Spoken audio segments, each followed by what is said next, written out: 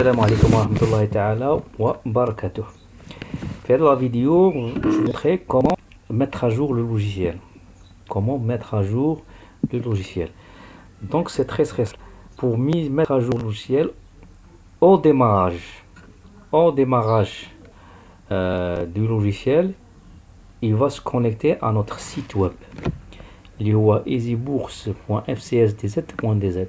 Il va se connecter comme une connexion internet, bien sûr. Il va se connecter à internet. Il va détecter la présence d'une nouvelle mise à jour. Donc au démarrage, il va vous afficher que une mise à jour est disponible.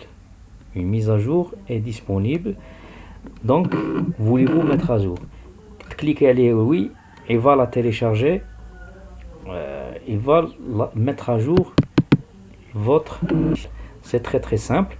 Premier démarrage qui dit la mise à jour, la fenêtre va apparaître. Il dit la mise à jour, la fenêtre va apparaître. Qu'est-ce qu'il va faire? Il va mettre à jour la base de données. La première mise à jour leader, c'est le logiciel.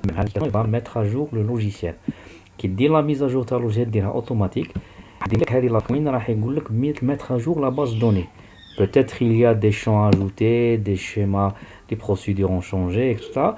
Donc vous faites mettre à jour la base de données. C'est tout. La mise à jour qui va être interne. Sinon, d'accord.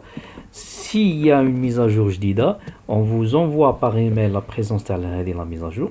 Voilà, il y a une mise à jour JDIDA. Vous pouvez aller au site qui m'a téléchargé le logiciel. Vous pouvez aller à la version la version 1.00 ou 1.0.0. Donc il n'y a pas de mise à jour.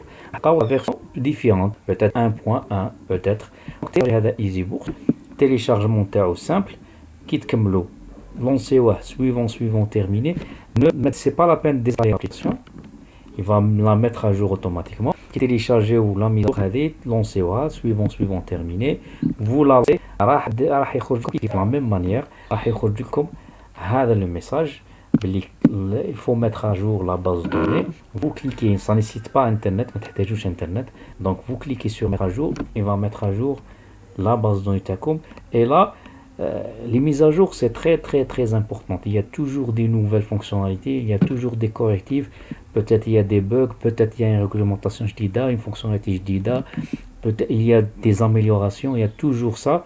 Donc il faut toujours chercher ou mettre à jour votre logiciel. En tous les cas, on vous envoie, s'il y a des mises à jour, on vous envoie automatiquement par mail. Donc vous allez recevoir la mise à jour, le message qu'il y a une version JDIDA. Sinon, donc de temps en temps, au site les mises à jour JDIDA. Donc voilà, ça c'est pour les mises à jour. Pour les sauvegardes et restauration, il faut obligatoirement de temps en temps sauvegarder la base de données selon l'activité. Par exemple, la première bourse, j'ai généré le fichier CCP et tout ça. Donc, je clique sur sauvegarder. C'est tout ce qu'il y a. Ça me prend quelques secondes. Donc voilà. Donc une fois sauvegardé, il doit y avoir un problème, un truc. Donc vous pouvez restaurer ça. Je sauvegarde.